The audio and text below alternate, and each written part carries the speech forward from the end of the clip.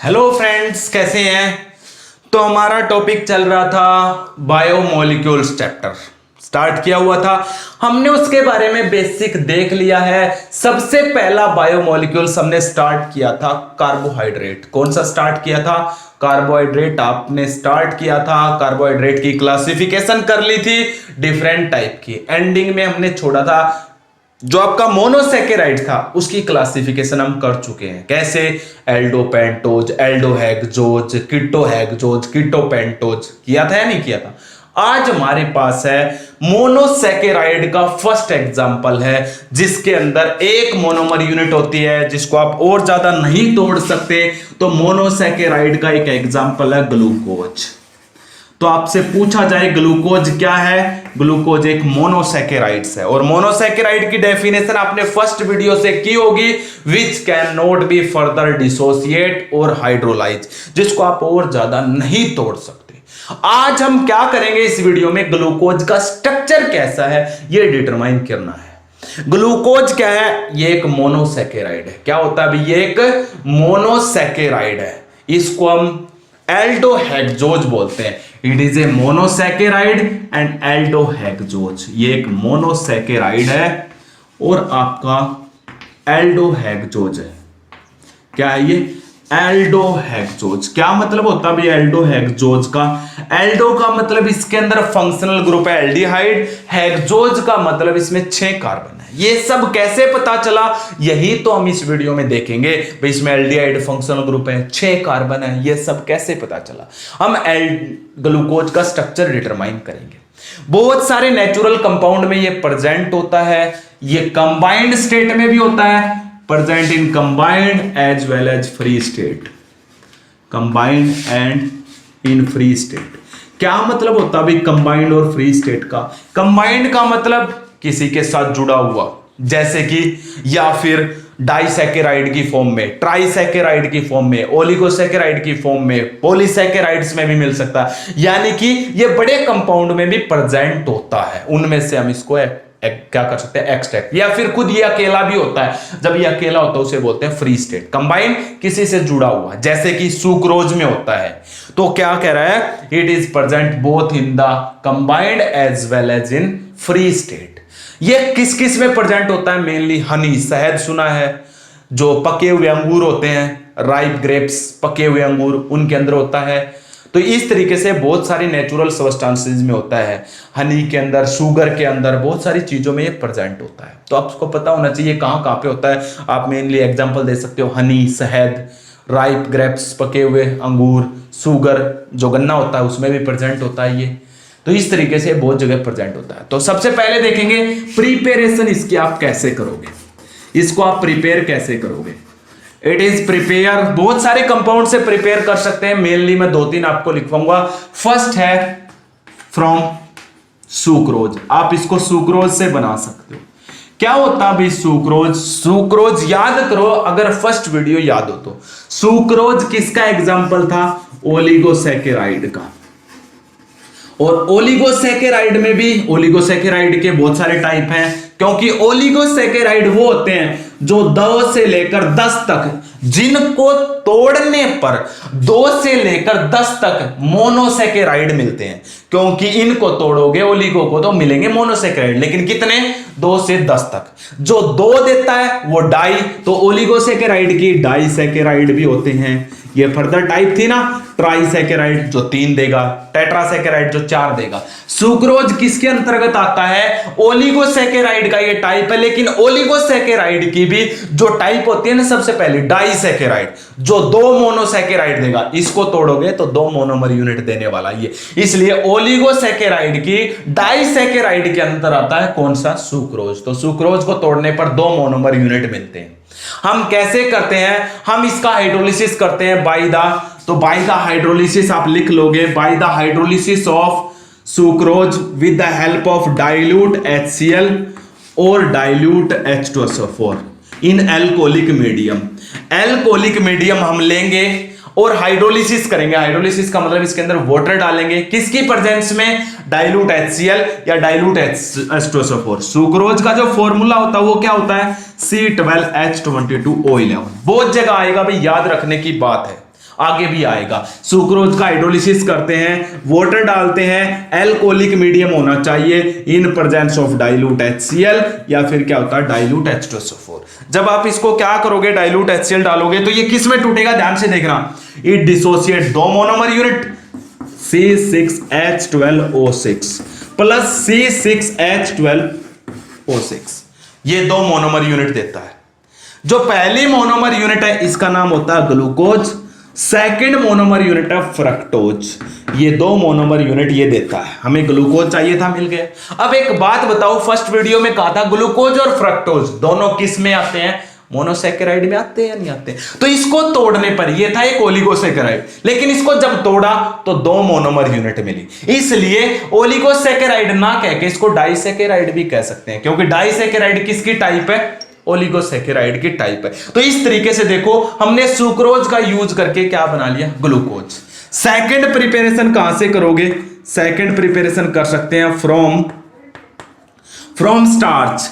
आप स्टार्च से भी कर सकते हो। फर्स्ट वीडियो को याद करो, स्टार्च किस में आता है, पॉलीसैकेराइड में आता है।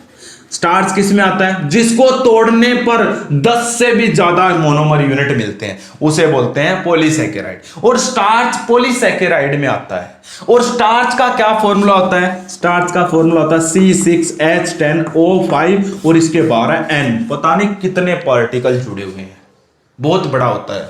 इसका भी क्या करोगे, hydrolysis in presence of dilute HCl या डाइल्यूट H2SO4। इसको भी जब हाइड्रोलाइज करते हैं तो ये केवल और केवल ग्लूकोज देता है। ये केवल और केवल क्या देता है, इट ओनली गिव्स ग्लूकोज। तो आप ये बताओ ग्लूकोज बना लोगे या नहीं बना लोगे। क्वेश्चन ऐसे नहीं आएगा भाई, क्वेश्चन देखिएगा कैसे आएगा। How will you prepare glucose from sucrose, how will you prepare glucose from starch, एक तो ऐसे। दूसरा क्वेश्चन जो बहुत बार पूछा हुआ वो सुनिए, right the hydrolysis product of sucrose. Sucrose का जब हाइड्रोलिसिस करते हैं तो क्या बनता है, एक ग्लूकोज बनता है और एक फ्रक्टोज विद रिएक्शन। आपको लिखना पड़ेगा भाई, लाखों बार आ चुके हैं आपके पेपर्स में, कहीं नीट में तो कहीं कंपटीशन में तो कहीं बोर्ड में, कभी ICSE कभी CBSE कभी हरियाणा बोर्ड कहीं बिहार बोर्ड कहीं यूपी बोर्ड, बहुत बार रिपीटेड है।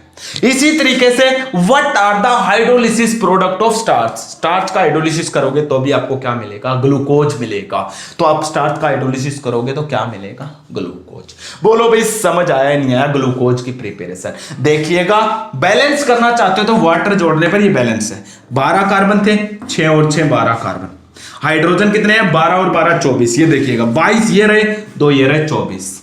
ऑक्सीजन कितने हैं, 6 ये रहे 6 ये रहे 12, 11 ये रहे 1 ये रहा 12 हो गए। इसमें तो N है, पता ही नहीं कितने हैं, याद आपको रखना पड़ेगा भाई किसको तोड़ने पर क्या बनता है, हो जाएगा। अब देखिएगा आगे स्ट्रक्चर डिटर्मिनेशन ऑफ ग्लूकोज। आगे देखते हैं स्ट्रक्चर डिटर्मिनेशन ऑफ ग्लूकोज कैसे होता है। हटा दूं तो स्ट्रक्चर डिटर्मिनेशन आप क्या करो, कैसे करोगे, देखिएगा।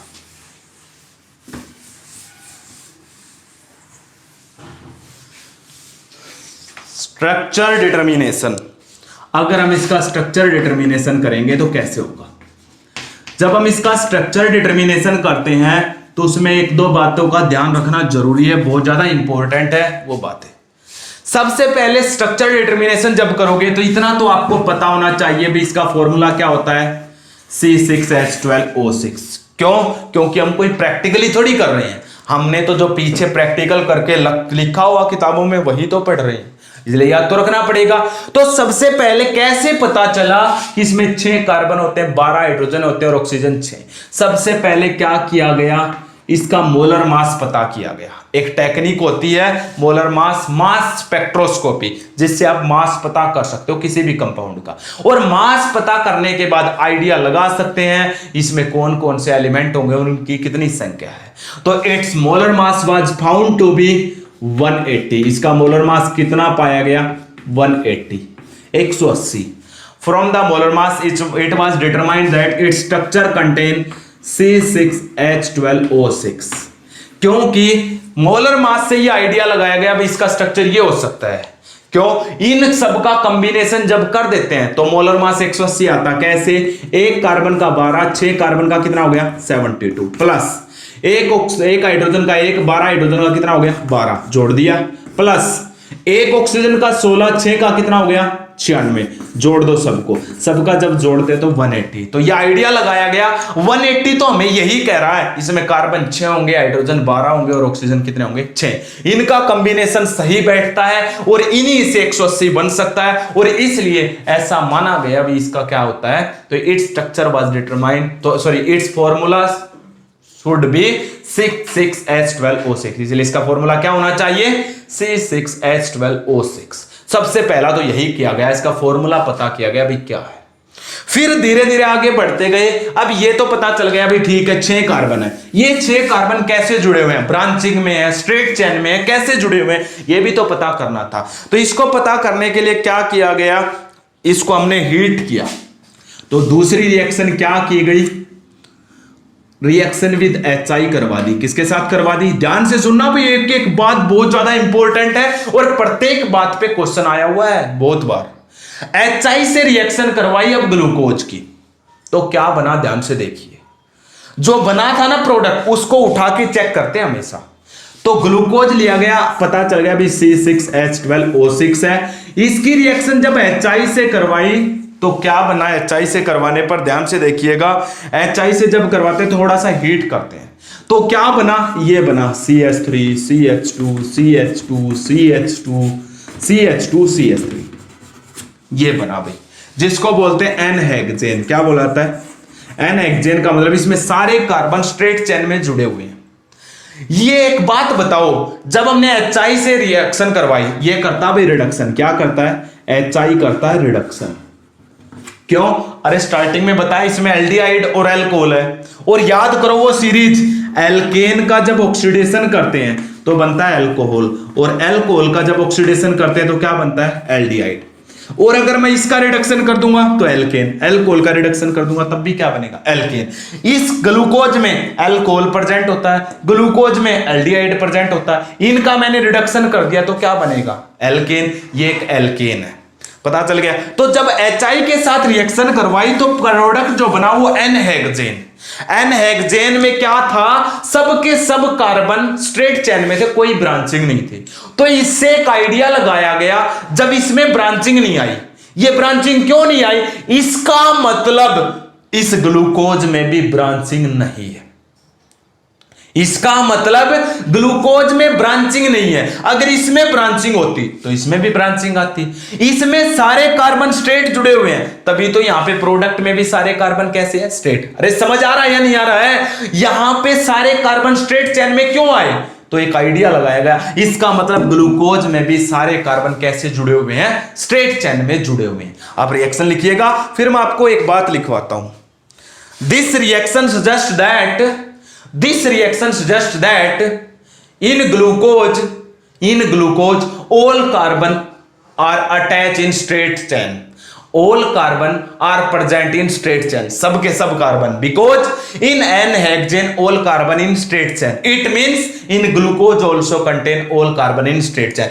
जब प्रोडक्ट में सारे स्ट्रेट चेन में आए तो इसमें भी स्ट्रेट चेन में आएंगे। अगर इसमें ब्रांचिंग होती तो प्रोडक्ट में भी क्या आनी चाहिए थी, ब्रांचिंग। तो सबसे पहले आपसे पूछा गया क्वेश्चन, बहुत बार सीबीएसई बोर्ड ने तो पता ही नहीं कितनी बार पूछा है, right the reaction of glucose with the HI। पहली बात तो यह आएगा, आपको रिएक्शन डालनी पड़ेगी। दूसरी बात, ये रिएक्शन हमें क्या शो कर रही है, what is shown by this reaction. तो आपसे पूछा जाए, this reaction shows that in glucose all carbon are present in straight chain. बोलो समझ आया नहीं आया, सेकंड प्रॉपर्टी। तो दूसरी प्रॉपर्टी से हम स्ट्रक्चर पता करने की कोशिश कर रहे हैं। अब हमें एक बात पता चल गई, इसका फॉर्मूला ये है और इसके अंदर 6 के 6 कार्बन एक स्ट्रेट चेन में जुड़े हुए हैं। हमें इसका फॉर्मूला पता करना है। पहले टाइम में ऐसे ही होता था, किसी का कुछ पता करना होता था ना, तो उसकी किसी के साथ रिएक्शन करवाते, रिएक्शन करवाने पर जो प्रोडक्ट बनता उस प्रोडक्ट को जांचते, उस प्रोडक्ट से रिएक्टेंट के बारे में जानते थे। ठीक है, तो इस रिएक्शन से हमें यह पता चला, उतार लिया होगा। थर्ड रिएक्शन क्या करवाई गई वो देखिएगा। थर्ड रिएक्शन में अब ये पता करने लग गए क्या इसमें एल्डिहाइड ग्रुप है या नहीं है, या कीटोन है। तो reaction with NH2OH and HCN इनके साथ करवाई गई, NH2OH एंड HCN के साथ रिएक्शन करवाई गई, और किसके साथ रिएक्शन करवाई गई, NH2OH। इसका नाम बता था हाइड्रोक्सिलामीन। एल्डिहाइड और कीटोन की यूनिट याद करो, HCN, nucleophilic addition reaction aldehyde और कीटोन की करवाई थी या नहीं करवाई थी? अगर रियल में ग्लूकोज के अंदर एल्डिहाइड या कीटोन में से कोई कंपाउंड होगा, डेफिनेशन याद करो, जरूर मिलेगा, या तो एल्डिहाइड होगा या कीटोन होगा। डेफिनेशन में लिखवाया था। तो एल्डिहाइड होगा या कीटोन होगा तो वो क्या करेंगे, NH2OH से रिएक्शन करेंगे, HCN से रिएक्शन करेंगे।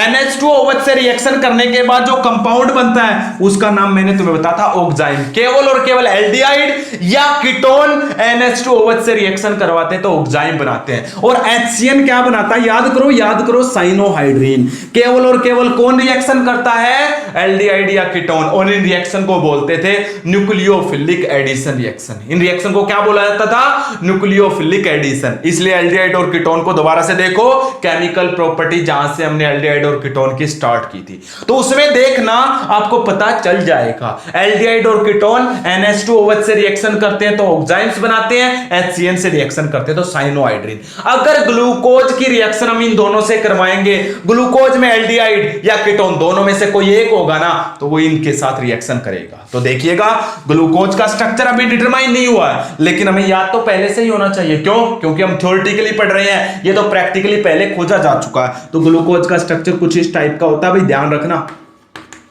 ये एल्डिहाइड और नीचे ऐसे होता है। नीचे का हमें मतलब नहीं है, नीचे का तब मतलब समझ में आना है जब आप इसका स्ट्रक्चर कर लोगे। ये चार होते हैं, CHOH 4 CH2OH, ऐसे अरेंज्ड होता है। जब इसकी रिएक्शन NH2OH से करवाई तो देखिएगा क्या बनता था। कैसे करते थे हम करते थे ये ऑक्सीजन और ये दो हाइड्रोजन, क्या निकलता था, H2O। याद करो, करते थे या नहीं करते थे भैया ऐसा? तो ये NOH जुड़ जाता था इसके साथ, देखो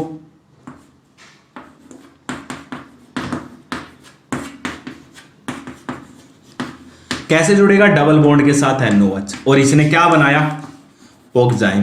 तो ग्लूकोज ने ऑक्साइम बनाया, लेकिन मैंने यहां पे एल्डिहाइड बना दिया। आपके माइंड में आधे से ज्यादा बच्चों को ये भी रहेगी, सर आपने एल्डिहाइड पहले ही बना दिया। अरे ये तो हमें ऑलरेडी पता है, लेकिन अगर हमें इसके बारे में पता नहीं होता तब तो हमें वैसे ही आइडिया बनाना पड़ता ना। तो हमें अभी ये मान के चलो हमें पता नहीं है इसमें एल्डिहाइड है कीटोन है, लेकिन हमें रिएक्शन तो दिखानी पड़ेगी, बाद में पता चल जाएगा तब लिखोगे रिएक्शन। इससे साथ साथ लिखते रहो, ठीक है। तो इसने क्या किया, ऑक्साइम बनाया। इससे ये पता चलता है इसमें या तो एल्डिहाइड है या कीटोन है। पक्का श्योर नहीं है अभी, श्योर तो हम अगली रिएक्शन में करेंगे। इसके अंदर क्या प्रेजेंट है वो श्योर नहीं है। HCN से भी इसने रिएक्शन की, यहां पे लिख दो, देखो HCN से क्या रिएक्शन की। क्या करते थे HCN से जब रिएक्शन होती थी तो ऐसे होती थी, ध्यान से देखो, इस बॉन्ड के इलेक्ट्रॉन इस पे नेगेटिव, इस पे कौन सा चार्ज आता था, पॉजिटिव, H पॉजिटिव यहां पे और CN नेगेटिव यहां पे, जोड़ दो, प्रोडक्ट देखिएगा क्या बनेगा। तो मैं HCN से रिएक्शन करवा रहा हूं इसकी, ये लीजिएगा HCN, ये लीजिएगा CH, और ये क्या है CHOH 4 थे, CH2OH एज इट इज। यहां पे क्या जुड़ गया, O के साथ H और इसके साथ कौन जुड़ गया, CH। बोलो समझ आया या नहीं आया? तो इसने ये क्या बना लिया, साइनोहाइड्रीन, यही बनाया। इससे क्या साबित हुआ, हमें ये तो पता, मैं एक बार फिर से कह रहा हूं, हमें पता इसमें एल्डिहाइड है, लेकिन एक मिनट के लिए हमें ये मान के चलते हैं, क्योंकि हम स्ट्रक्चर डिटरमाइन कर रहे हैं, हमें ग्लूकोज का स्ट्रक्चर नहीं पता है। NH2OH से रिएक्शन करवाई, ऑक्साइम बनाया, HCN से रिएक्शन साइनोहाइड्रीन। इसका मतलब इसमें या तो एल्डिहाइड है या क्या प्रेजेंट है, कीटोन। लेकिन एक बात बताओ, अब धीरे धीरे बढ़ रहे हैं, हमें पता चल जाएगा भाई इसमें एल्डिहाइड है, तो बाद में आपको रिएक्शन लिखनी पड़ेगी या नहीं पड़ेगी? क्योंकि जब पता करने के बाद पेपर में आएगा तो आपको लिखनी पड़ेगी, इसलिए मैं साथ साथ लिखवा रहा हूं, ठीक है। तो NH2OH से रिएक्शन करवा के ऑक्साइम बनाया, ये रिएक्शन आगे याद करनी होती है, लेकिन यहीं पे लिखवा दिया। यहां पे तो सिर्फ इतना याद करना होता है, भी ग्लूकोज ने रिएक्शन करवाई तो ऑक्साइम बनाया, HCN से रिएक्शन करवाई तो साइनोहाइड्रीन बनाया। इससे ये साबित हो गया था इसमें या तो एल्डिहाइड प्रेजेंट है या क्या प्रेजेंट है, कीटोन। लेकिन जब इसके अंदर ये श्योर हो जाएगा एल्डिहाइड है, तब तो आपको रिएक्शन लिख के दिखानी पड़ेगी ना। तो आप लिख लीजिएगा, when glucose react with NH2OH and HCN, it form oxime and cyanohydrin respectively. It shows that glucose contain either aldehyde or ketone group. Glucose contain either aldehyde और कीटोन। तो अब ये साबित हो गया इसके अंदर या तो एल्डिहाइड ग्रुप प्रेजेंट है या फिर क्या प्रेजेंट है, कीटोन ग्रुप प्रेजेंट है। रिएक्शन आपको उतारनी होती है, बाद में उतार लो चाहे अभी डालो, फिर आगे बढ़ते हैं। ठीक है, अब आगे देखिएगा, हटा दो भाई, कर दो साफ। अब देखिएगा फोर्थ प्रॉपर्टी से क्या साबित हुआ। अब हमें दो चीजें पता चल गई, स्ट्रेट चेन में है या तो एल्डिहाइड है या कीटोन है। अभी पता करेंगे एल्डिहाइड और कीटोन में से कौन सा है, ये तो पता कर लें भी है कौन सा, एग्जैक्टली कौन सा है। तो देखिएगा एग्जैक्टली कौन सा है वो पता करते हैं। Reaction with bromine water, fourth reaction आ गई ना, reaction with bromine water, bromine water के साथ रिएक्शन करवाई गई। ब्रोमीन वाटर की एक प्रॉपर्टी अभी डाल लो, it can oxidise only aldehyde not ketone. ये केवल और केवल एल्डिहाइड को ऑक्सीडाइज कर सकता है, कीटोन को नहीं कर सकता। डाल लो reaction with bromine water, bromine water can only oxidise aldehyde to carboxylic acid. Aldehyde से क्या बना देगा, कार्बोक्सिलिक एसिड, कीटोन को ऑक्सीडाइज नहीं करेगा। तो अब ग्लूकोज की रिएक्शन करवाई गई, देखिएगा ग्लूकोज की रिएक्शन करवाई गई ब्रोमीन वाटर से, क्या बना, it form the gluconic acid. क्या बनाया इसने, ग्लूकोनिक एसिड। क्या पता चला भी इससे, इसका मतलब इसने ऑक्सीडाइज कर दिया। ऑक्सीडाइज किसको करता है ब्रोमीन वाटर, केवल एल्डिहाइड को। इसका मतलब ग्लूकोज के अंदर क्या प्रेजेंट है, एल्डिहाइड प्रेजेंट है। इसलिए रिएक्शन भी दिखा देते हैं, इसका मतलब ये एल्डिहाइड हमारा जो स्ट्रक्चर था ये था। अब पता चल गया अब इसमें एल्डिहाइड है, ये रहा। जैसे ही ब्रोमीन वाटर डालोगे तो ये ऑक्सीडाइज हो जाएगा, इस एल्डिहाइड का कार्बोक्सिलिक एसिड बन जाएगा ये।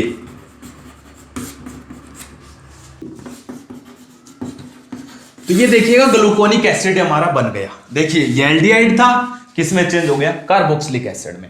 ब्रोमीन वाटर केवल और केवल किसको ऑक्सीडाइज करता है, एल्डिहाइड को। इससे क्या साबित हो गया, इससे साबित हो गया ग्लूकोज के अंदर कौन सा फंक्शनल ग्रुप प्रेजेंट है, एल्डिहाइड फंक्शनल ग्रुप प्रेजेंट है, जिसको ब्रोमीन वाटर किस में चेंज कर देता है, कार्बोक्सिलिक एसिड में। और ग्लूकोज के अंदर जो एल्डिहाइड था वो जब कार्बोक्सिलिक एसिड में चेंज हो जाता है तो इस पूरे ग्लूकोज का नाम क्या बन जाता है, अब ग्लूकोनिक एसिड। क्या नाम बन जाता है। तो आपको ये रिएक्शन अच्छे से आनी चाहिए और ये जरूर पता होना चाहिए ग्लूकोज जब ब्रोमीन वाटर से रिएक्शन करता है तो क्या बनाता है और इससे क्या साबित होता है। तो रिएक्शन उतारिएगा फिर मैं आपको बताता हूं,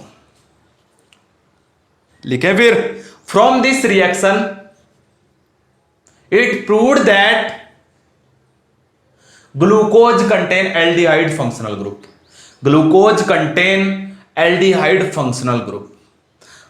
अब एक बात जरूर है, एल्डिहाइड हमेशा कहां पे होता है, टर्मिनल पे। इधर वाली फर्स्ट कार्बन पे लगा लो या इधर वाली पे, तो ऊपर की तरफ तो फर्स्ट कार्बन पे एल्डिहाइड है। अब लास्ट वाली ग्रुप पे क्या है, ये तो हमने OH लगा रखा है, अल्कोहल लगा रखा। क्यों, क्योंकि ये हमें पहले से पता भी ग्लूकोज का स्ट्रक्चर ऐसा है। अगर नहीं पता होता तो क्या करते, तभी तो कह रहा हूं ये नीचे वाला तो अभी हमें पता ही नहीं, ये मान के चलो। अब देखिएगा कैसे पता चलेगा नीचे वाला, तो अगली रिएक्शन देखिएगा, पता चल गया ये तो।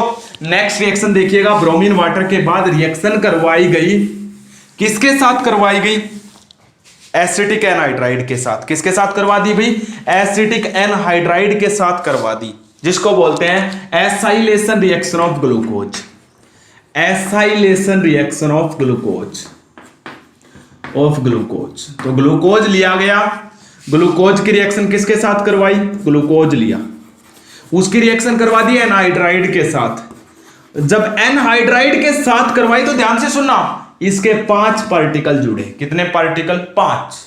और एनहाइड्राइड की एक प्रॉपर्टी है, ये अल्कोहल से रिएक्शन करता है। क्यों, क्योंकि अभी तक हमने यही सुना है ग्लूकोज में या तो एल्डिहाइड है या अल्कोहल है। एल्डिहाइड एनहाइड्राइड के साथ रिएक्शन करेगा नहीं, इसका मतलब इस ग्लूकोज में जो अल्कोहल है उसके साथ एनहाइड्राइड रिएक्शन कर रहा है और इसके 5 पार्टिकल रिएक्शन कर रहे हैं। क्या बना रही है, पेंटा एसीटेट ग्लूकोज बना रहे हैं। क्या बना रहे हैं, पेंटा एसीटेट ग्लूकोज।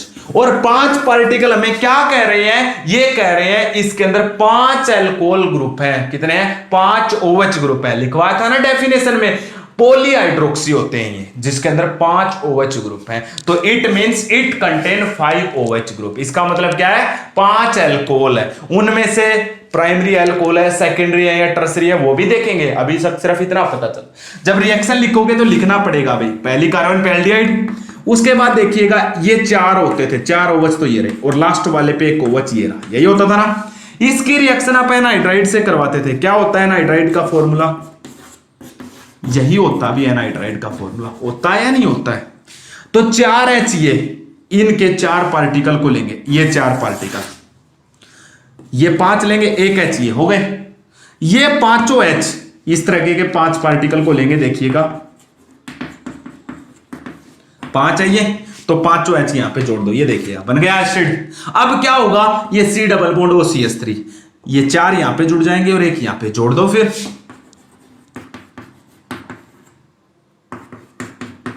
ये देखिएगा कितने जुड़े, ये 4, और एक ये नीचे जुड़ गया, ये देखिएगा पेंटा एसीटेट ग्लूकोज का ये स्ट्रक्चर है। बोलो समझ आया नहीं आया?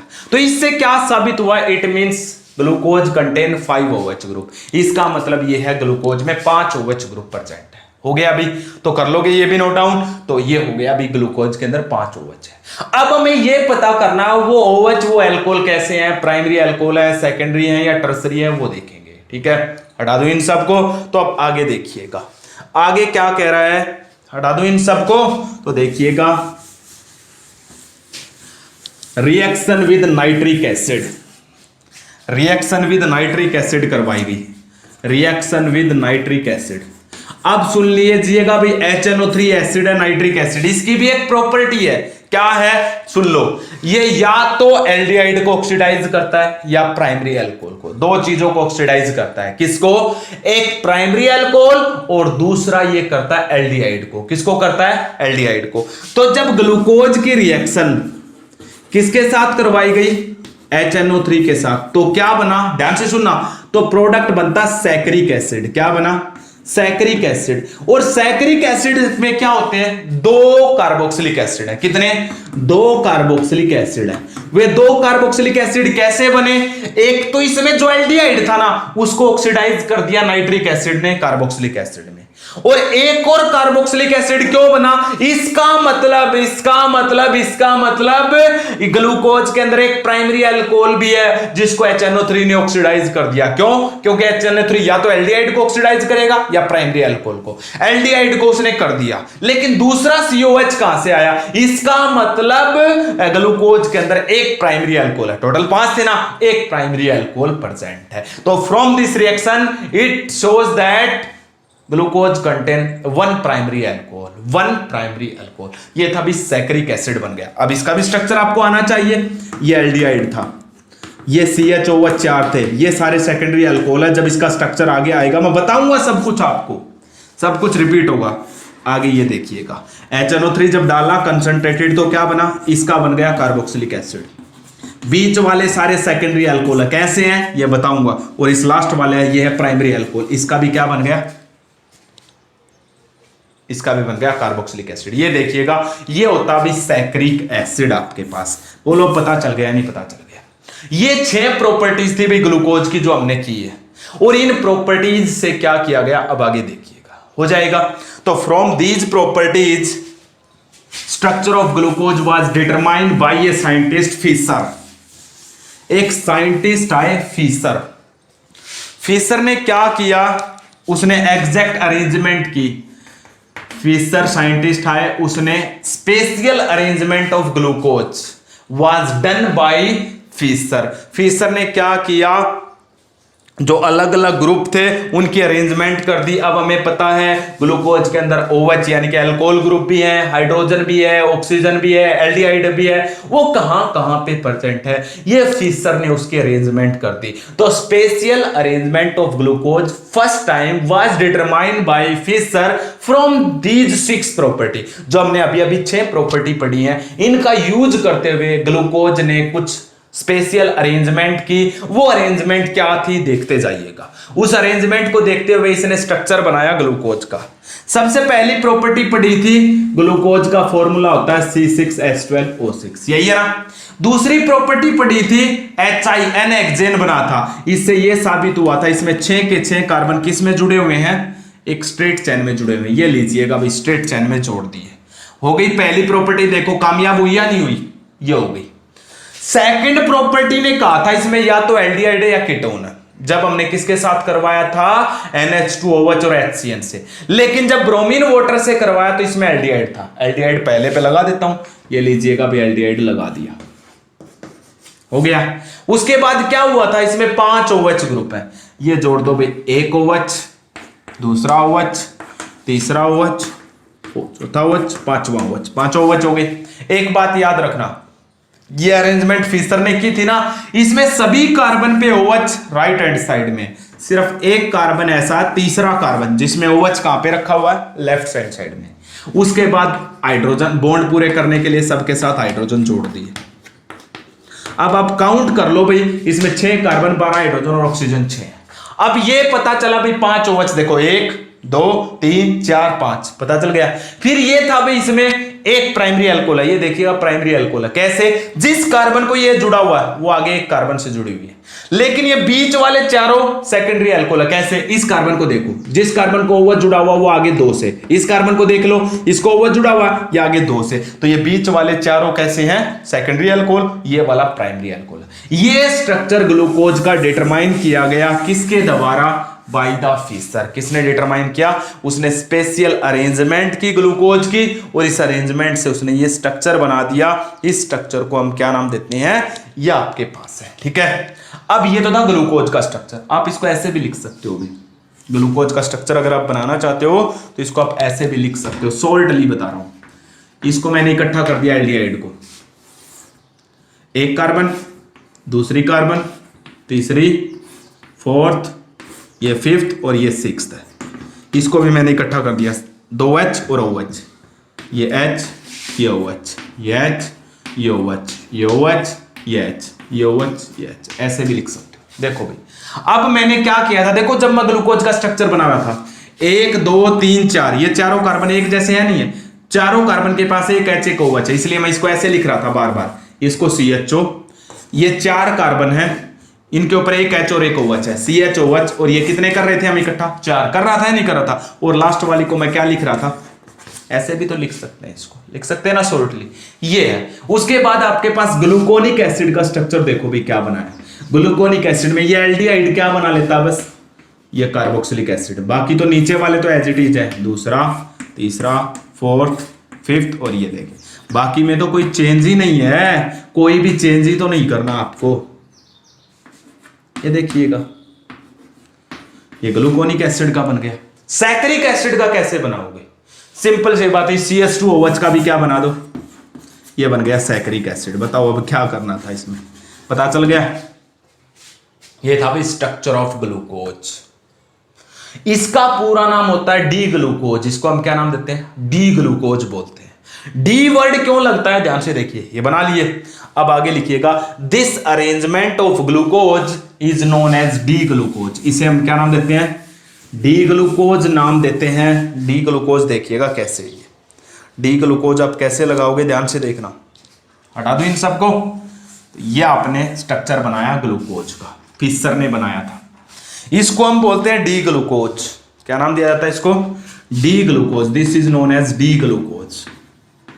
क्यों बोलते हैं डी ग्लूकोज, ध्यान से देखिएगा। सबसे पहले first of all a compound was fix as standard. एक कंपाउंड था जिसको स्टैंडर्ड माना गया। कौन सा कंपाउंड था, कंपाउंड था ग्लिसरैल्डिहाइड। कौन सा था भाई, ग्लिसरैल्डिहाइड एक कंपाउंड था जिसको स्टैंडर्ड माना गया। देखिएगा क्या था, उसका स्ट्रक्चर कुछ ऐसा था।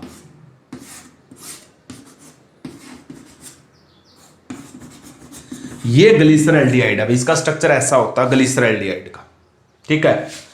1 ये 2 और 3 कार्बन है, ये ग्लिसरैल्डिहाइड है, इसे बोलते हैं डी ग्लिसरैल्डिहाइड। इसको हम क्या नाम देते हैं, डी ग्लिसरैल्डिहाइड। और एक और बनाता हूं, ध्यान से देखना, ये एल्डिहाइड, ये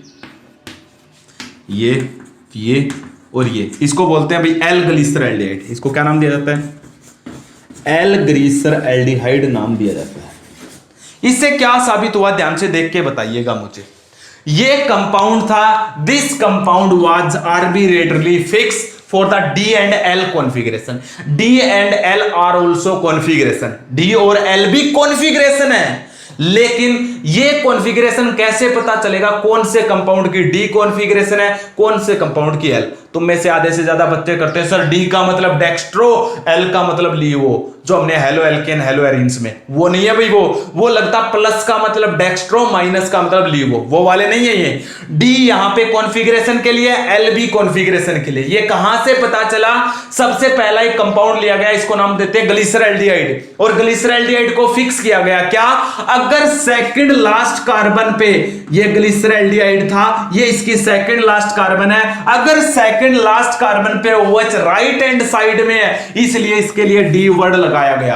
और अगर ऐसा कोई भी कंपाउंड है जो ग्लिसरैल्डिहाइड से मैच होता होगा, उसको हम डी कॉन्फ़िगरेशन दे देंगे। अब इसको डी ग्लूकोज क्यों नाम दिया गया? इसकी सेकंड लास्ट कार्बन, ये लास्ट, ये रही सेकंड लास्ट, इस सेकंड लास्ट पे OH कहां पे है? राइट में है, इसलिए हम इसको क्या नाम देते हैं? D glucose. और फिर ये कहा गया, ये भी ग्लिसरैल्डिहाइड है, लेकिन इसकी सेकंड लास्ट कार्बन पे OH कहां पे है? लेफ्ट में है, तो उसके लिए हम क्या वर्ड लगाएंगे? एल वर्ड लगाएंगे। पता चल गया? तो जिस भी कंपाउंड के सेकंड लास्ट कार्बन पे राइट हैंड साइड में OH है, उसके लिए डी, और लेफ्ट हैंड साइड में उसके लिए क्या लगेगा? एल। ये कहां से पता चला बताओगे? A standard compound was formed that is called glyceraldehyde. It is of two type, D-glyceraldehyde and L-glyceraldehyde. If the OH on second last carbon right hand side, that is the D, on the left hand side L. If any compound match with the D-glyceraldehyde, that is known as D. उस configuration को हम D। अब देखिएगा इस ग्लिसरैल्डिहाइड से glucose match होता है या नहीं होता है? इसके सेकंड लास्ट कार्बन पे OH राइट में है, इसके भी सेकंड लास्ट कार्बन पे OH राइट में, इसलिए हम इसको कौन सा ग्लूकोज बोलते हैं? डी ग्लूकोज बोला जाता है। इसको क्या बोला जाता है? तो आपको ये सारी बातें लिखनी पड़ेंगी। डी और एल हमें कहां से पता चला? These was signed, these was assigned, these were fix from the glyceraldehyde which was a fix compound, arbitrarily fix, उसको फिक्स मान लिया गया from this compound. If the OH group on the second last carbon on right hand side D configuration, on the left hand side L configuration. In the glucose on the second last carbon, OH group present on the right hand side similar to D glyceraldehyde. D glyceraldehyde में जैसे second last carbon पे OH right में है, वैसे इसमें भी second last carbon पे OH कहां पे? right में, इसलिए इसको D glucose, इसको क्या बोलते हैं? D glyceraldehyde। ये था भी structure of glucose that was determined. लेकिन इसमें भी बहुत सारी कमियां थी, इसको बोलते हैं ओपन स्ट्रक्चर ऑफ ग्लूकोज। क्या बोला जाता है? ओपन। अच्छे से आ जाएगा तो अगली वीडियो आपके लिए इजी होंगी भी, बहुत ज्यादा इजी है। अभी ग्लूकोज कंप्लीट नहीं हुआ है। अब हमने क्या देख लिया? ओपन स्ट्रक्चर ऑफ ग्लूकोज देख लिया है। लेकिन क्या हुआ जो अभी हमने देखा है ओपन स्ट्रक्चर ऑफ ग्लूकोज, इससे क्या हो गया था? इससे कुछ ऐसी प्रॉपर्टीज थी जो एक्सप्लेन नहीं हो रही थी। There are the some properties which was not explained by the open structure of glucose. Glucose के ओपन स्ट्रक्चर ने कुछ प्रॉपर्टीज को क्या नहीं किया? एक्सप्लेन नहीं किया। तो वे कौन कौन सी प्रॉपर्टीज है, सबसे पहले वही देखते हैं। Property which was not explain by the open structure of glucose.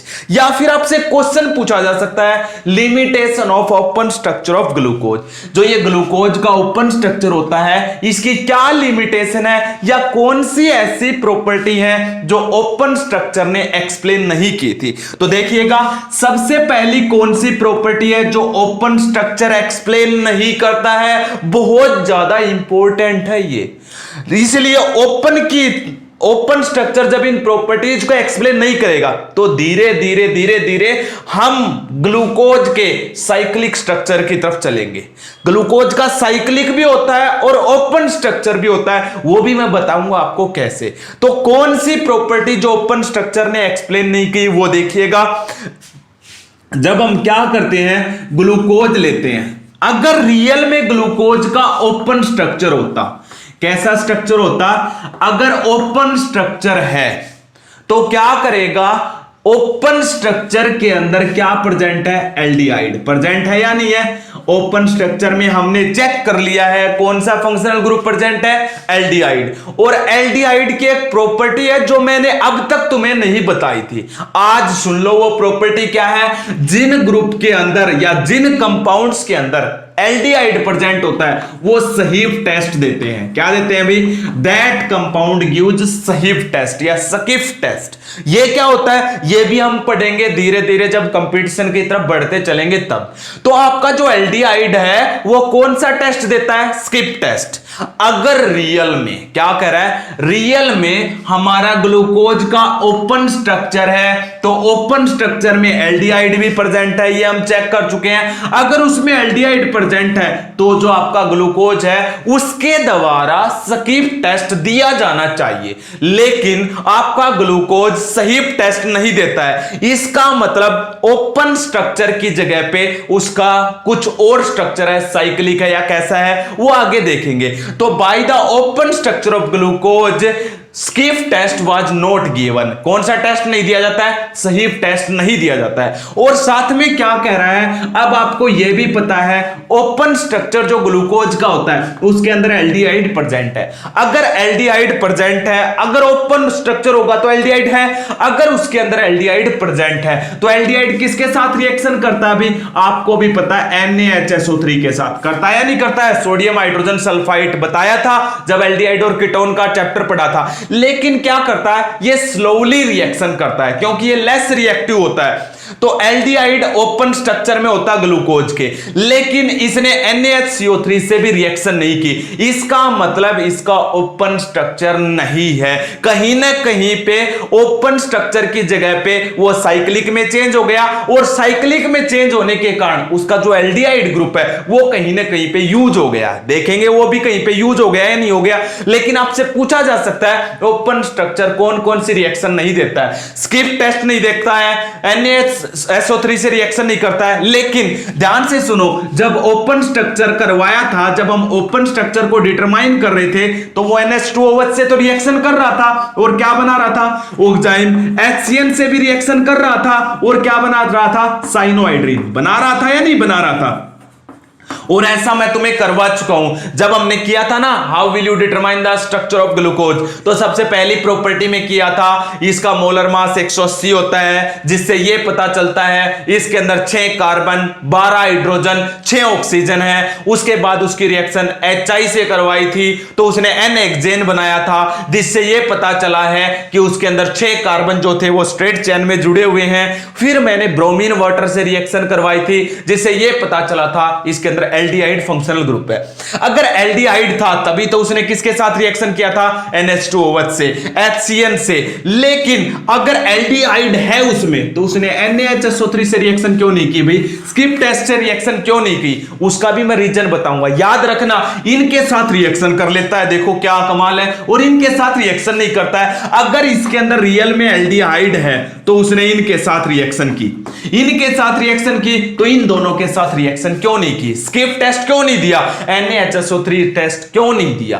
क्योंकि ये दोनों वीक हैं। ये दोनों कैसे होते हैं भाई? लेस रिएक्टिव हैं। These are less reactive but these are highly reactive. ये कैसे होते हैं? हाईली रिएक्टिव होते हैं। ये हाईली रिएक्टिव होने से क्या हो जाएगा? याद रखना, आगे बताऊंगा। ये लेस रिएक्टिव है और ये कैसे है? हाईली रिएक्टिव है। लेकिन लेस रिएक्टिव और हाईली रिएक्टिव से क्या होगा धीरे धीरे बताऊंगा, आगे पता चल जाएगा। बस इतना याद आपको रखना है कि इनके साथ रिएक्शन की थी जिससे यह साबित हुआ था कि या तो एल्डिहाइड ग्रुप प्रेजेंट है ग्लूकोज में या कीटोन है। लेकिन स्किप टेस्ट नहीं देता, NaHSO3 टेस्ट नहीं देता। इसका मतलब इसका स्ट्रक्चर ओपन नहीं है, कहीं ना कहीं पे कुछ गड़बड़ है। ओपन की जगह साइक्लिक भी हो सकता है, वो हम आगे देखेंगे। तो ओपन स्ट्रक्चर ने कौन सी प्रॉपर्टीज को एक्सप्लेन नहीं किया?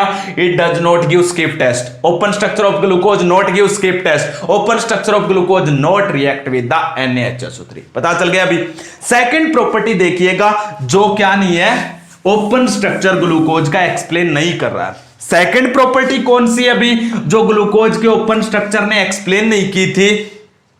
जब हम क्या करते हैं ग्लूकोज का पेंटा एसीटेट लेते हैं। इस बार ग्लूकोज का क्या ले लेते हैं? पेंटा एसीटेट। क्या था भी पेंटा एसीटेट ऑफ ग्लूकोज? पता है आपके पास क्या था पेंटा एसीटेट ऑफ ग्लूकोज? अरे बताया तो था, जब हम किसके साथ करवाते हैं? एनहाइड्राइड के साथ ग्लूकोज की रिएक्शन करवाते हैं तो बताया था पेंटा एसीटेट ऑफ ग्लूकोज बनता है। जब हम पेंटा एसीटेट ऑफ ग्लूकोज बनाते हैं तो उसमें रिएक्शन देखो ये हुई थी, जरा ध्यान से देखना, यही रिएक्शन हुई थी ना। ये OH कितने थे, 4, यहां पे क्या था, CH2OH, तो मैंने ये रिएक्शन करवाई थी, CH3 C double bond O C double bond O CH3, तो ये कितने लिए थे, 5, 4 ये और एक ये 5 H यहां पे जुड़ जाएंगे, क्या बन जाएगा, CH3 C double bond OH, यही निकल गया था ना। उसके बाद ये C double bond O CH3, 4 यहां पे और एक यहां पे, जुड़ा था या नहीं जुड़ा था। तो ये पेंटा एसीटेट ग्लूकोज जब बना था तो इसके एल्डिहाइड में कोई चेंज आया था, कोई चेंज नहीं आया एल्डिहाइड में, एल्डिहाइड तो एज इट इज था। अगर एल्डिहाइड एज इट इज था पेंटा एसीटेट ऑफ ग्लूकोज में, तो इसकी रिएक्शन किसके साथ होनी चाहिए थी, NH2OH के साथ होनी चाहिए थी या नहीं होनी चाहिए थी। अभी अभी तो आपने पढ़ा था, अगर सिंपल ग्लूकोज लेते हैं तो उसकी रिएक्शन NH2OH से करवाते हैं तो रिएक्शन हो जाती है और ऑक्साइम बन जाता है। पढ़ा है या नहीं पढ़ा, इतना बताओ। लेकिन जब हम क्या करते हैं, ग्लूकोज का पेंटा एसीटेट जब लेते हैं और उसकी रिएक्शन NH2OH से करवाते हैं तो नो रिएक्शन टेक्स प्लेस, क्या नहीं होता है, कोई रिएक्शन नहीं होती। सिंपल ग्लूकोज की रिएक्शन NH2OH से करवाते हो तो ऑक्साइम बन जाता है, लेकिन इसका पेंटा एसीटेट लेते हैं तो it does not react with the NH2OH। आपसे बहुत बार क्वेश्चन पूछा हुआ है, right the property which was not explained by the open structure of glucose, तो आप सबसे पहले क्या दिखाओगे, by the open structure of glucose Schiff test not given, it does not react with the NaHSO3, it does not, pentacetate of glucose not react with the hydroxylamine, या इसका नाम होता है NH2OH। हो गया। थर्ड प्रॉपर्टी क्या है भाई, जब हम ओपन स्ट्रक्चर को देखते हैं तो ओपन स्ट्रक्चर में कोई अल्फा ग्लूकोज नहीं बनता और क्या नहीं बनता है, बीटा ग्लूकोज नॉट फॉर्म। लेकिन जब प्रैक्टिकली देखा गया तो ग्लूकोज की 2 फॉर्म थी, एक अल्फा फॉर्म दूसरी बीटा फॉर्म। तो ग्लूकोज है 2 form, one is the alpha other is the beta. लेकिन ओपन स्ट्रक्चर में कभी भी अल्फा और बीटा नहीं बन सकती। तो glucose exist in 2 form, alpha and beta, but open structure of glucose can not form alpha and beta form, open structure नहीं बना सकता। तो ये 3 प्रॉपर्टीज थी जो ओपन स्ट्रक्चर एक्सप्लेन नहीं कर सका, इसलिए तो धीरे धीरे कैसा स्ट्रक्चर खोजा गया, साइक्लिक स्ट्रक्चर खोजा गया। तो अल्फा और बीटा तो साइक्लिक में हो सकते हैं, बताऊंगा कैसे, सब कुछ बताऊंगा, बस इतना याद हो गया या नहीं हो गया। अब देखिएगा अल्फा ग्लूकोज और बीटा ग्लूकोज। अल्फा ग्लूकोज जो होता है इसका मेल्टिंग पॉइंट होता है 419 केल्विन, याद रखना कितना होता है, और जो बीटा फॉर्म होता है इसका होता है 423 kelvin. Melting point of alpha glucose 419 kelvin, beta glucose 423 kelvin. It exist in 2 form but it is not possible in open structure, ये ओपन स्ट्रक्चर में पॉसिबल नहीं है, इसलिए धीरे धीरे इसका कैसा स्ट्रक्चर खोजा गया, साइक्लिक स्ट्रक्चर। इतना आ गया है नहीं आ गया भाई समझ में। अब आगे देखिएगा, जो ये अल्फा ग्लूकोज है ये कैसे मिलता है, जब हम ग्लूकोज का एक्वस सॉल्यूशन लेते हैं और उसको 303 केल्विन पे हीट करते हैं। कितने टेंपरेचर पे, when the aqueous solution of glucose heated at 303 kelvin then we obtain alpha glucose. और जब हम क्या करते हैं, concentrated aqueous solution of glucose, aqueous solution of glucose जब हम 371 केल्विन टेंपरेचर पे हीट करते हैं तो हमें बीटा ग्लूकोज मिलता है। अरे कंसंट्रेटेड क्या, आप ग्लूकोज को वाटर में डाल दो और उसको 371 केल्विन पे हीट कर दो तो आपको मिलेगा बीटा ग्लूकोज, और अगर उसको 303 केल्विन पे हीट करोगे तो आपको क्या मिलेगा, अल्फा ग्लूकोज। अल्फा ग्लूकोज का melting point 419 kelvin, beta form का क्या है 423 केल्विन। तो एक बार शॉर्टली बता रहा हूं, जो प्रॉपर्टी ओपन स्ट्रक्चर ने एक्सप्लेन नहीं की, ग्लूकोज का ओपन स्ट्रक्चर स्किप टेस्ट नहीं दे रहा है, NaHSO3 से रिएक्शन नहीं कर रहा है, जब इसका पेंटाएसिटेट लेते हैं तो वो NH2OH से रिएक्शन नहीं कर रहा है, ओपन स्ट्रक्चर में अल्फा और बीटा नहीं बन सकते। इसलिए इन सभी प्रॉपर्टी को देखते हुए एक नया स्ट्रक्चर प्रोपोज किया गया, a new structure was proposed. वो नया स्ट्रक्चर क्या था देखिएगा, इनको हटा दूं भाई, तो ये 3 प्रॉपर्टी याद रखना, यहीं पे बनाऊंगा क्योंकि इन प्रॉपर्टीज को दोबारा एक्सप्लेन भी तो करना है कि ओपन स्ट्रक्चर ने नहीं की तो इनको किसने एक्सप्लेन किया। तो धीरे धीरे क्या हुआ भाई, जब ओपन स्ट्रक्चर ने एक्सप्लेन नहीं किया तो एक नया स्ट्रक्चर प्रोपोज किया गया। कैसे, देखते जाइएगा। ये आपके पास है भाई, क्या मैं इसको ऐसे लिख सकता हूं, एल्डिहाइड को ऐसे C डबल बॉन्ड OH, उसके बाद कितनी कार्बन थी भाई, 6 कार्बन है टोटल, 1 2 3 4, ये 5 और सबसे लास्ट कार्बन ये थी, इकट्ठी कर दूं? अरे कोई दिक्कत तो नहीं है, ओपन स्ट्रक्चर तो मैंने सिखा दिया तुम्हें बनाना, ये तो आता होगा। उसके बाद लगा लो, यहां पे H, यहां पे OH। थर्ड कार्बन पे OH कहां पे था? लेफ्ट में। बाकी सभी कार्बन पे OH कहां पे था? राइट में था, ये था भाई। ठीक है, ये आपके पास बना। तो धीरे धीरे क्या हुआ, a new structure was proposed from the open structure. Open structure से एक नया स्ट्रक्चर बना दिया गया। कैसे? पांचवी कार्बन का जो OH है, पांचवी कार्बन का जो OH है वो फर्स्ट कार्बन पे शिफ्ट कर दिया। किसके ऊपर शिफ्ट कर दिया? पांचवी कार्बन का OH फर्स्ट कार्बन पे शिफ्ट कर दिया। तो ध्यान से देखिएगा, ये पांचवी कार्बन का OH फर्स्ट कार्बन पे शिफ्ट किया जा रहा है, तो ये क्या करेगा?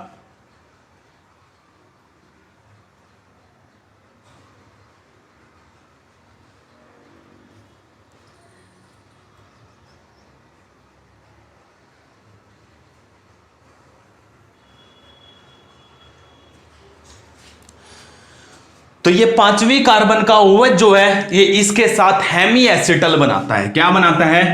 तो क्या किया गया, ये पांचवी कार्बन का OH इस एल्डिहाइडिक कार्बन के साथ हेमी एसिटल। याद करो एल्डिहाइड की रिएक्शन जब मैं अल्कोहल से करवाता था तो हेमी एसिटल बनते थे।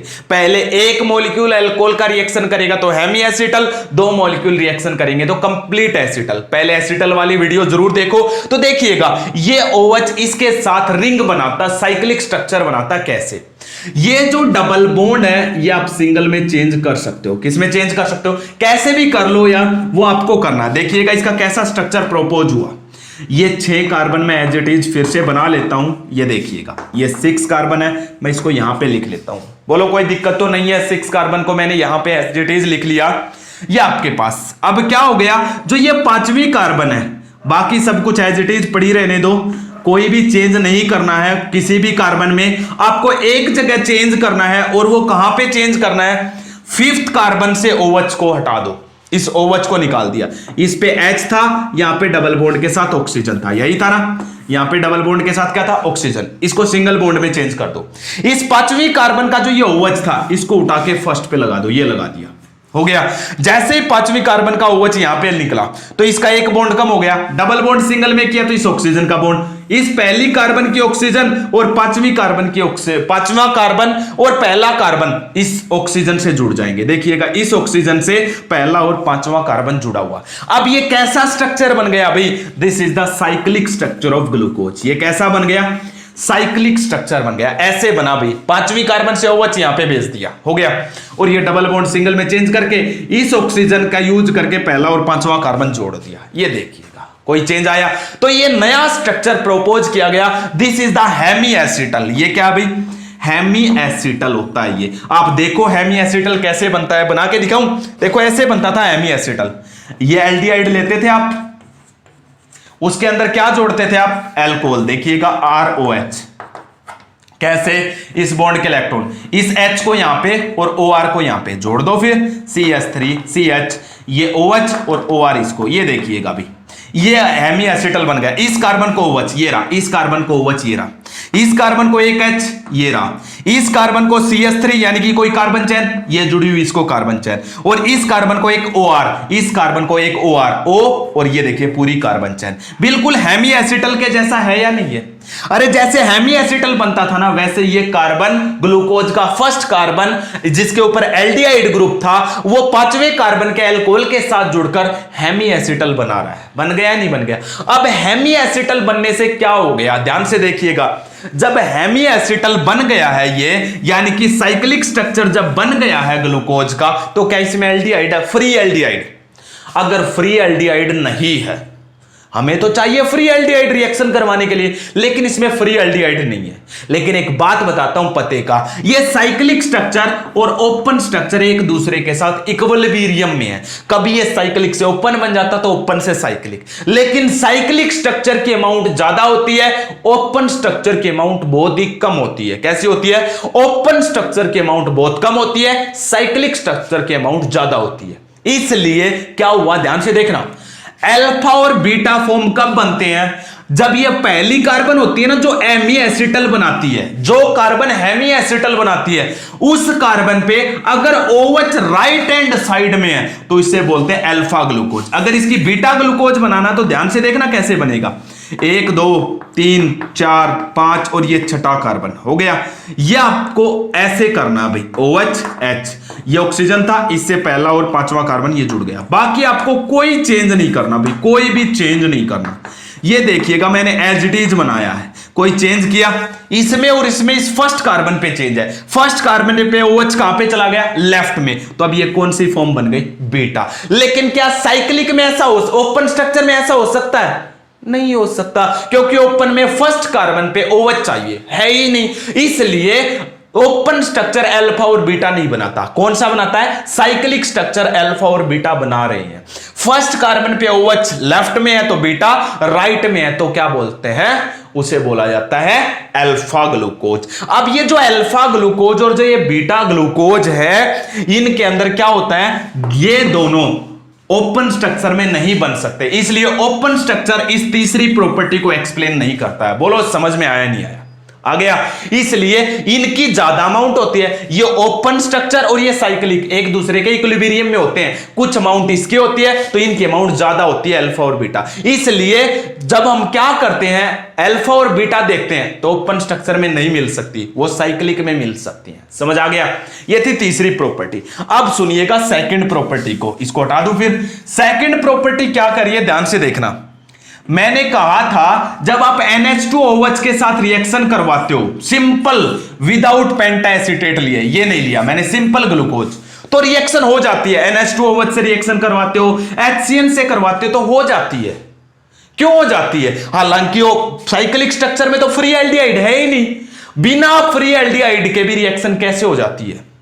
और ये NaHSO3 से रिएक्शन नहीं करता, बताओ ये कौन सी बात है। और स्किफ टेस्ट नहीं देता, हालांकि क्या है, ये भी एल्डिहाइड और कीटोन के साथ रिएक्शन करता है, ये भी एल्डिहाइड और कीटोन के साथ, ये भी एल्डिहाइड और कीटोन के साथ, और ये केवल एल्डिहाइड के साथ। और हमने साबित किया था ग्लूकोज के अंदर एल्डिहाइड है, लेकिन इन दोनों के साथ ग्लूकोज रिएक्शन कर लेता है, इनके साथ नहीं करता है। क्यों, मैंने बताया था ये मोर रिएक्टिव है, क्योंकि ये स्ट्रॉन्ग है, स्ट्रॉन्ग बेस है, इनके अंदर स्ट्रॉन्ग न्यूक्लियोफाइल है।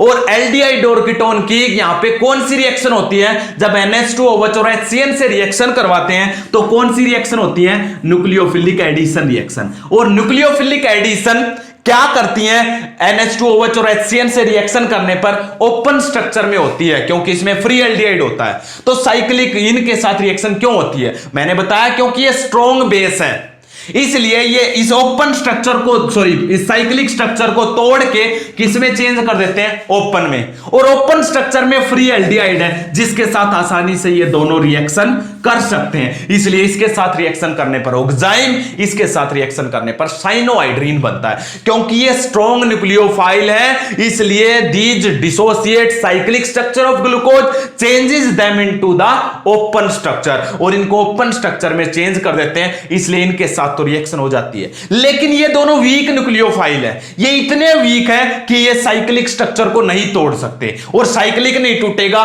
तो ये ओपन स्ट्रक्चर में चेंज नहीं होगा, और ओपन में चेंज नहीं होगा तो ये स्किप टेस्ट भी नहीं दे सकता, और NaSO3 से भी रिएक्शन नहीं कर सकता, क्योंकि एल्डिहाइड और कीटोन फ्री होना चाहिए इनके साथ, चारों के साथ रिएक्शन करवाने के लिए। लेकिन ये दोनों फ्री बना लेते हैं एल्डिहाइड और कीटोन को, कैसे, इनके साइक्लिक स्ट्रक्चर को तोड़ के। लेकिन ये वीक है, इसलिए इनके साइक्लिक स्ट्रक्चर को नहीं तोड़ सकते, और ओपन स्ट्रक्चर नहीं बन सकता, और ओपन नहीं बन सकता तो इन दोनों के साथ रिएक्शन नहीं होती है। इसलिए ओपन स्ट्रक्चर स्केप टेस्ट नहीं देता है और NaHSO3 से रिएक्शन नहीं करता है। बोलो इतना भी समझ में आया या नहीं आया, हो गया। अब एक रिएक्शन रह गई, ये NH2OH से रिएक्शन क्यों कर लेते हैं, क्योंकि ये स्ट्रॉन्ग है, इसलिए इनके साइक्लिक स्ट्रक्चर को तोड़ देते हैं। अब सुनिएगा भाई, ये भी आपकी एक्सप्लेन हो गई है। अब देखिएगा साइक्लिक स्ट्रक्चर से क्या पता चला। अब हमें पता है ये दोनों साइक्लिक भी होता है और ओपन, ये दोनों इक्विलिब्रियम में है। इन दोनों का होता है 99.5% और इसका सिर्फ अमाउंट होता है 0.5%, ये तो ना के बराबर होता है अभी। लेकिन जब हम क्या करते हैं, सिंपल ग्लूकोज लेते हैं तो NH2OH के साथ रिएक्शन करता है, क्योंकि स्ट्रॉन्ग न्यूक्लियोफाइल। लेकिन जब ग्लूकोज का पेंटाएसीटेट ले लेते हैं ना भाई, पेंटाएसीटेट अब ये भी बताया था कैसे, तो वहां पे क्राउडिंग हो जाती है। क्या हो जाती है, क्राउडिंग, भीड़ हो जाती है क्योंकि बड़े बड़े ग्रुप जुड़ गए। क्राउडिंग होने के बाद ग्लूकोज में जो एल्डिहाइड है वो फ्री नहीं हो सकता। अब ये इतना स्ट्रॉन्ग न्यूक्लियोफाइल नहीं है कि इनके पेंटा एसीटेट ग्लूकोज जब लेंगे तो इनके इस साइक्लिक स्ट्रक्चर को तोड़ के किस में चेंज कर सके, ओपन स्ट्रक्चर में चेंज कर सके, या फिर इसमें क्राउडिंग होने के कारण पेंटा एसीटेट ग्लूकोज NH2OH से रिएक्शन नहीं करता है। इससे भी यह साबित होता है कि इसका ओपन स्ट्रक्चर नहीं है बल्कि कैसा है, साइक्लिक। बता तो दिया, ओपन तो सिर्फ 0.5% है, बाकी सारा कैसा है, साइक्लिक स्ट्रक्चर है। इसलिए कह रहा है ये ओपन स्ट्रक्चर ने 3 प्रॉपर्टी एक्सप्लेन नहीं की, और वो किसने की, साइक्लिक ने। अभी तो बताया है, साइक्लिक ने बताया ना कैसे एक्सप्लेन की, बता दो दिया। ये था भी ओपन स्ट्रक्चर और साइक्लिक स्ट्रक्चर ने कैसे एक्सप्लेन किया, हो जाएगा। फिर धीरे धीरे क्या होने लग गया, हटा दो भाई इन सबको। अब ग्लूकोज के बारे में पता लगने लग गया भी ये जो ग्लूकोज का है वो साइक्लिक स्ट्रक्चर है, और साइक्लिक स्ट्रक्चर कैसा है वो आपने देख लिया है। ठीक है, साइक्लिक स्ट्रक्चर हम कैसे बनाया ये भी आपको पता चल गया। अब क्या कह रहा है, अब हमने देखा अल्फा ग्लूकोज और बीटा ग्लूकोज। आप ये बताओ ये दोनों कहां पे चेंज है, सिर्फ फर्स्ट कार्बन पे चेंज है, यही है ना, सिर्फ only first carbon. First carbon पे OH राइट में है तो अल्फा, फर्स्ट कार्बन पे OH लेफ्ट में है तो बीटा, यही है ना। इसलिए फर्स्ट कार्बन को हम बोलते हैं अनोमरिक कार्बन। क्या बोला जाता है अभी, first carbon is known as anomeric carbon. First carbon of glucose, first carbon of glucose is known as anomeric carbon. Alpha and beta glucose differ only at first carbon. If the OH at right hand side alpha, left hand side beta, बाकी तो सब कुछ same है, सिर्फ एक जगह change है। इसलिए alpha and beta glucose are known as anomers. इन्हें हम क्या नाम देते हैं, अनोमर्स नाम दिया जाता है। और जो फर्स्ट कार्बन है जिसके कारण अल्फा और बीटा कार्बन अलग अलग होते हैं, अल्फा में राइट हैंड साइड में OH, बीटा में लेफ्ट हैंड साइड में, इसलिए उस कार्बन को हम कौन सी कार्बन बोलते हैं, anomeric carbon. And the alpha and beta glucose are known as anomers because they are differ at the first carbon. In the alpha glucose at the first carbon OH present at right hand side, but in beta glucose it is present in the left hand side. That carbon is known as anomeric carbon and the alpha beta glucose are known as anomers. बोलो भाई समझ आया या नहीं आया, ये आपके पास था भाई अनोमर्स। बोलो कुछ पूछना हो तो। फिर धीरे धीरे क्या किया गया, हटा दो मैं इन सबको, हो जाएगा। फिर धीरे धीरे क्या किया गया, देखिएगा धीरे धीरे क्या करते हैं। अब आपके पास एक क्वेश्चन बनता है अभी, ठीक है, क्या बनता है, ध्यान से सुनना मेरी पूरी बात, फिर बताऊंगा। ग्लूकोज का ये साइक्लिक स्ट्रक्चर भी डिस्कवर हो गया। अब साइक्लिक स्ट्रक्चर को देखते हुए एक और नया स्ट्रक्चर बना, ग्लूकोज का पायरेनोज रिंग स्ट्रक्चर बना दिया भाई। कैसा, ये new structure pyranose ring structure. क्यों नाम दिया गया भाई पायरेनोज, देखिए देखना, पायरेनोज होता भी एक कंपाउंड पायरान, एक कंपाउंड होता पायरान नाम से, ऐसा होता भी है, पायरान नाम से कंपाउंड होता है और उसका ऐसा स्ट्रक्चर होता भी ये, ठीक है। और इसके जैसा ग्लूकोज का स्ट्रक्चर बनेगा, देखना बनाऊंगा तब। इसलिए ग्लूकोज का एक और स्ट्रक्चर कौन सा बना दिया, पायरेनोज रिंग। पायरेनोज नाम क्यों दिया, because structure of glucose was matched with the pyrone. किसके साथ मैच हुआ, पायरोन के साथ मैच हुआ। तो देखिएगा कैसे बनता है ये, मैं पहले बताओ आप कौन सा ग्लूकोज लो, जो आप कहोगे वही ले लूंगा। ये मैंने ले लिया पहले अल्फा ग्लूकोज, ठीक है भाई, ये अल्फा ग्लूकोज लिया, ये ऑक्सीजन, ये पहला और पांचवा कार्बन OH H, यहाँ पे था H और ये OH, ये OH और ये H, बन गया भाई कौन सा ग्लूकोज है, ये alpha.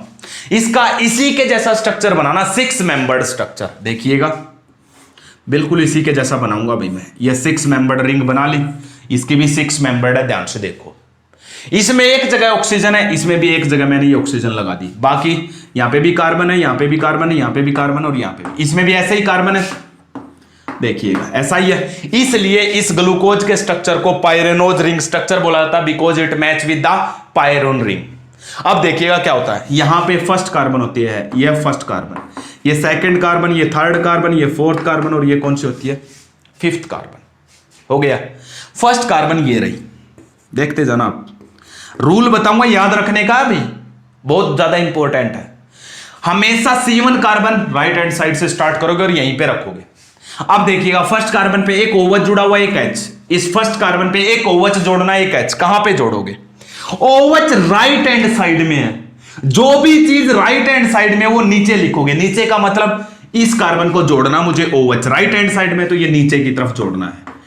H left hand side में है तो इसको ऊपर की तरफ जोड़ना, ये मतलब अब इसका। अब ये देखिएगा C2 कार्बन पे OH राइट हैंड साइड में तो ये नीचे जोड़ना है, H लेफ्ट हैंड साइड में तो ऊपर जोड़ना है। समझ में आ गया? थर्ड कार्बन पे देखिए H राइट हैंड साइड में तो इसको नीचे जोड़ना है, OH लेफ्ट हैंड साइड में तो इसको कहां पे जोड़ूंगा? ऊपर जोड़ूंगा। फोर्थ कार्बन पे देखिए OH राइट हैंड साइड में तो इसको नीचे जोड़ूंगा, H लेफ्ट हैंड साइड में तो इसको ऊपर जोड़ूंगा। लेकिन फिफ्थ कार्बन पे कोई फिक्सिंग नहीं, यहां पे H होता भी, सॉरी, फिफ्थ कार्बन पे कोई फिक्स नहीं है। फिफ्थ कार्बन पे सिर्फ पहले से 4 कार्बन तक ये रूल लगेगा, उसके बाद ये पांचवें के ऊपर छठा कार्बन ये रहा CH2OH जोड़ दिया, ये रहा, और इस पांचवें कार्बन के साथ H ये यहां पे जोड़ना, बस पहले से फोर्थ कार्बन तक ये बन गया अल्फा ग्लूकोज का पायरेनोज रिंग स्ट्रक्चर।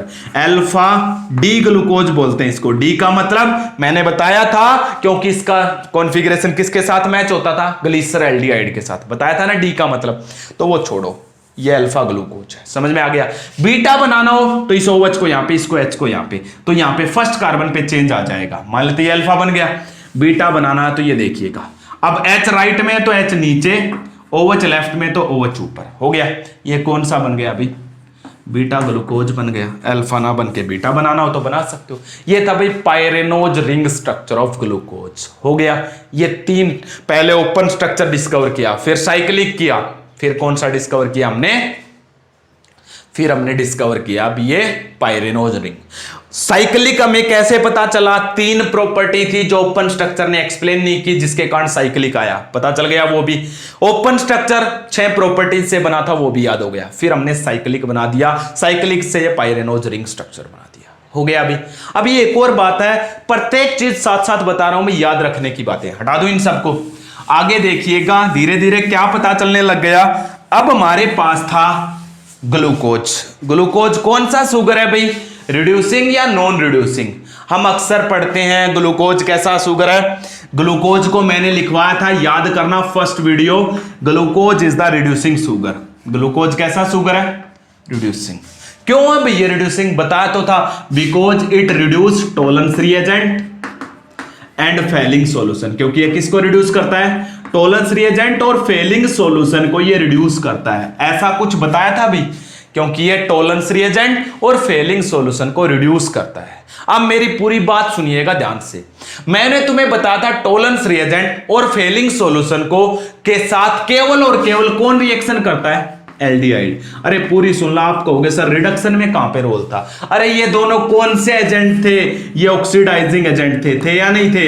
ये ऑक्सीडाइजिंग एजेंट है जो केवल और केवल किसको ऑक्सीडाइज करते थे?